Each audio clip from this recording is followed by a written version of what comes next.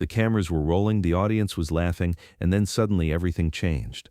11-year-old Emma Thompson stood at the Family Feud podium, her small hands gripping the edge so tightly her knuckles had turned white.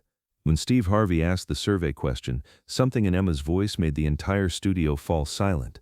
It wasn't what she said that stopped everyone cold. It was how she said it, with the weight of someone far older, someone who had seen things no child should ever see. "Things that keep you awake at night," Steve had announced with his usual enthusiasm, expecting the typical family-friendly answers that made for good television. But when Emma whispered her response, "protecting someone you love," every person in that studio knew they were no longer watching a game show. They were witnessing the confession of a child who had been forced to become a guardian long before she was ready. The Thompson family had driven 8 hours from rural Kentucky to Los Angeles, not for the money, though they desperately needed it, but because Emma's grandmother, Dorothy Thompson, believed her granddaughter needed to remember what it felt like to be seen as more than a caretaker. Emma had been living with Dorothy for 2 years, ever since Child Protective Services had removed her and her 4-year-old brother Jake from their mother's home. But what Dorothy didn't know, what no one knew, was that Emma had been protecting Jake long before the state intervened. Emma had learned to be invisible in her mother's house, to read the signs that meant danger was coming, to know when to hide Jake in the closet and when to distract their mother's boyfriend with her own presence. At 9 years old, Emma had mastered the art of survival, developing an early warning system that kept both children alive in a home where violence was as common as breakfast. The night that changed everything had started like so many others. Emma had heard the familiar sounds from the living room, the raised voices that meant trouble was brewing. Jake had been sleeping peacefully in their shared bedroom when Emma heard their mother's boyfriend start yelling, heard the sound of glass breaking, heard her mother crying. Emma's instincts, honed by years of hypervigilance, told her that tonight was different, tonight was more dangerous. She had quietly awakened Jake, helped him into the hiding spot she had prepared in their bedroom closet, and told him to stay silent no matter what he heard. Then Emma had done what she had done dozens of times before. She had walked into the living room to face whatever was waiting there, hoping to redirect the violence away from her little brother. The details of that night remained sealed in court records, but the outcome had been clear.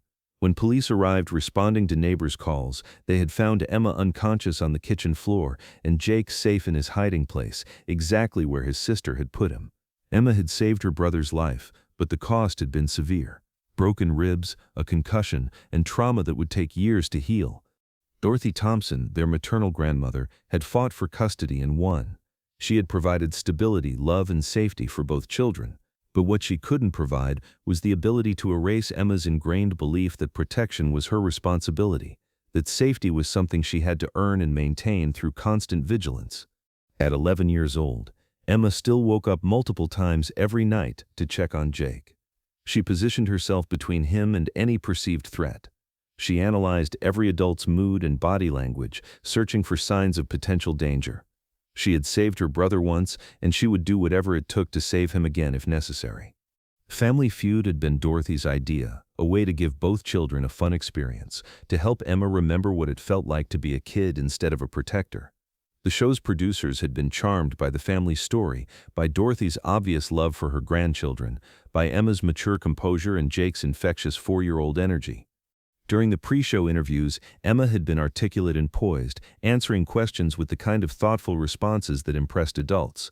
She had talked about school, about her favorite subjects, about taking care of her little brother. To the production team, she had seemed like a remarkably mature and responsible child. They had no idea they were looking at a girl who had been forced to grow up far too fast. The game had started normally enough. The Thompson family was competing against the Martinez family from Arizona, and both sides were playing with good energy and humor. Dorothy had provided solid answers about household items and family traditions. Emma's uncle Robert had scored well with responses about things people do on vacation. The atmosphere had been exactly what you'd expect from a wholesome family game show. Emma had been positioned at the end of the family podium, where she could participate if she wanted to but wouldn't be pressured to perform. She had cheered enthusiastically for her family's correct answers, her face bright with genuine excitement. For the first time in months, Dorothy had seen glimpses of the carefree child Emma should have been. But during the 4th round, everything changed. The category had been things that keep you awake at night, and it was Emma's turn at the buzzer. Steve had approached with his usual warmth, ready to engage with the youngest member of the Thompson family. "All right, Emma," Steve had said, his voice carrying its familiar encouragement. "Things that keep you awake at night. What do you think?" Emma had looked up at Steve, then glanced back at Jake, who was sitting in the audience with a family friend.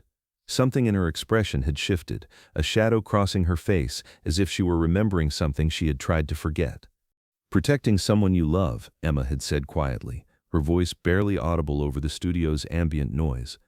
The studio audience had fallen silent, not the comfortable quiet of anticipation, but the uncomfortable silence of people who had just heard something that didn't belong on a family game show.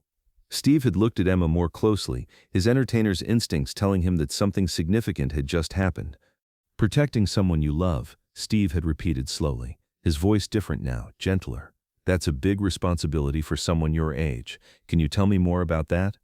Emma had hesitated, looking around the studio as if suddenly realizing that hundreds of people were watching her, that millions more would see this on television.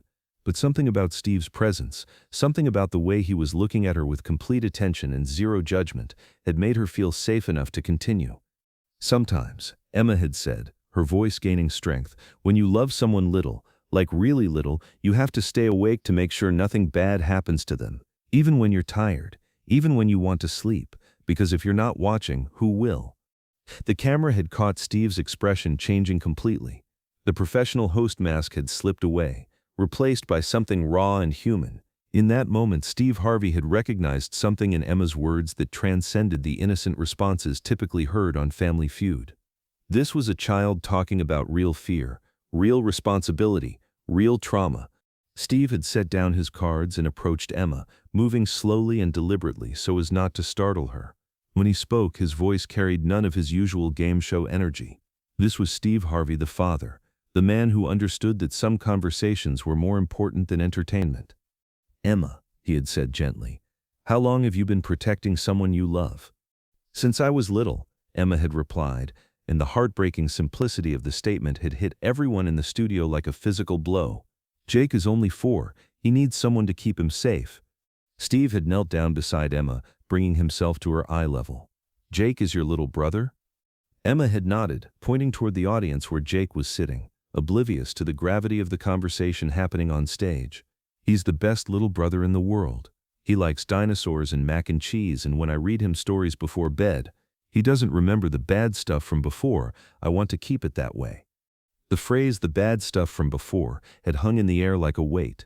Everyone in the studio had understood that they were getting a glimpse into a story that was far more complex and painful than anything typically shared on a game show. Steve had looked at Emma with an expression of profound understanding. "Emma, can I tell you something?" She had nodded, her trust in him complete and immediate. "What you've been doing, taking care of your brother, making sure he's safe, that's not just love, that's heroic. But heroes need help too. And sometimes the bravest thing a hero can do is let other people help carry the weight." Emma's eyes had filled with tears, but she had kept looking at Steve with unwavering attention. "Do you know what I see when I look at you?" Steve had continued. "I see someone who has been so busy taking care of everyone else that she forgot someone needs to take care of her too." The tears had started falling then, not the dramatic sobs of a child having a tantrum, but the quiet, overwhelming tears of someone who had been carrying a burden too heavy for her small shoulders, and was finally being told she could set it down. "I can't stop," Emma had whispered. "What if something happens to him when I'm not watching?" Steve had reached into his jacket pocket and pulled out a business card, then thought better of it and put it back. Instead, he had begun removing his suit jacket, the same jacket he wore for every taping, the one that had become part of his television identity. "Emma," he had said, wrapping the jacket around her small shoulders, "this jacket has been with me through every show I've ever hosted. It's been my armor, my confidence, my reminder that I can handle whatever comes my way. Today, it's yours." Emma had looked down at the jacket, which was enormous on her small frame, then back up at Steve with wonder. "But I want you to understand something important," Steve had continued. "This jacket isn't just for you, it's for both of you, you and Jake. Because from now on, you're not protecting him alone, you've got backup." Steve had stood up and addressed the entire studio, his voice carrying an authority that commanded absolute attention. "Ladies and gentlemen," he had announced, "this young lady has been carrying a responsibility that no child should have to carry alone. She's been the guardian angel for her little brother, keeping him safe when the world wasn't safe for either of them. Today, we're going to make sure she gets the support she deserves." He had turned back to Emma, whose tears were still falling but whose posture had straightened with something that looked like relief. "Emma, I want you to know that there are people whose job it is to help families like yours stay safe, not to separate you from Jake, but to make sure you both have all the protection and support you need. Would it be okay if we talked to some of those people?" Emma had hesitated, her protective instincts warring with her exhaustion. "Will they let me stay with Jake?" "Sweetheart," Steve had said, "after everything you've done to keep him safe, after the love you've shown him, no one is going to separate you two. But we're going to make sure you have help, so you don't have to carry this weight all by yourself anymore." What happened next had been unprecedented in game show history. Steve had called for a production break and had actually contacted social services, not to report a problem, but to ensure that Emma and Jake had access to all available support services. He had used his platform and influence to connect the family with resources they hadn't known existed. The game had resumed, but it had been transformed. Both families had played not for themselves but for Emma and Jake, celebrating every point as if it were a gift to two children who had already overcome more than most adults ever would. Emma had answered one more question during the episode, and her response had become the most memorable moment of the show. When Steve had asked about things that make you brave, Emma had looked at Jake in the audience, then back at Steve with a smile that was both heartbreaking and hopeful. "Knowing that someone needs you to be brave," she had said, "and knowing that you don't have to be brave all by yourself." The studio had erupted in applause that lasted for minutes, but the real impact had been in what happened after the cameras stopped rolling. Steve had spent an hour talking with Emma, Jake, and Dorothy, learning more about their story, connecting them with appropriate resources, and establishing a relationship that would continue long after the taping ended. The episode had aired 3 months later, and had sparked a national conversation about childhood trauma, resilience, and the responsibilities that some children are forced to carry. Viewers had been moved not just by Emma's story but by Steve's response to it, by his willingness to use his platform for something more important than entertainment. Emma had kept Steve's jacket, but more importantly, she had kept the message it represented. She had learned that protection didn't have to mean isolation, that asking for help wasn't a failure, that even the strongest people need support. With proper counseling and resources, Emma had begun to understand that she could love and protect Jake without sacrificing her own childhood in the process. Jake had thrived in their new environment, secure in the knowledge that his sister loved him but no longer carrying the unconscious weight of being someone's entire reason for vigilance. He had started preschool, made friends, and developed the carefree confidence that every 4-year-old deserves. Dorothy had learned about resources and support systems she had never known existed, ensuring that both children had access to trauma-informed therapy and age-appropriate activities. The Family Feud appearance had opened doors to services that helped the entire family heal and move forward. Steve Harvey had learned something profound about the hidden stories that exist in every family, about the children who are forced to grow up too fast, about the responsibility that comes with having a platform that reaches millions of people. He had discovered that sometimes the most important thing you can do isn't entertain, but simply witness, validate, and connect people with the help they need.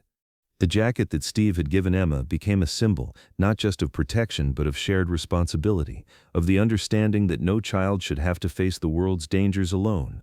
Emma wore it during therapy sessions, during difficult conversations, during moments when she needed to remember that she was supported and valued. Years later, Emma would become a social worker herself, dedicating her career to helping other children who had been forced into protective roles too early. She would often tell her clients about the day a game show host reminded her that heroes need help too, that strength comes not from carrying everything alone, but from building connections that can share the weight.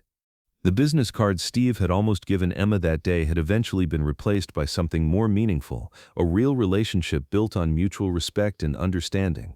Steve had checked in regularly with the family, had attended Emma's middle school graduation, had been there to celebrate milestones and offer support during challenges. Because that's what family looks like when it chooses to show up. That's what protection sounds like when it's offered by someone who doesn't have to care but decides to anyway.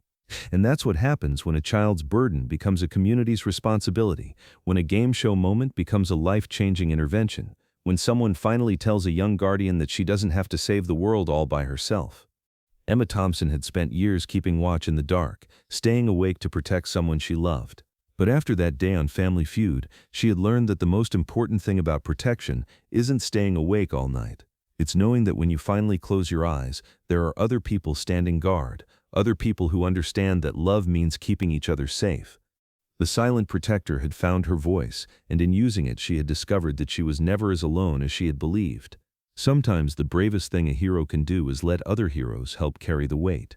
And sometimes that help comes from the most unexpected places, wrapped in a game show host's jacket and delivered with the simple message that no child should have to be strong all by themselves.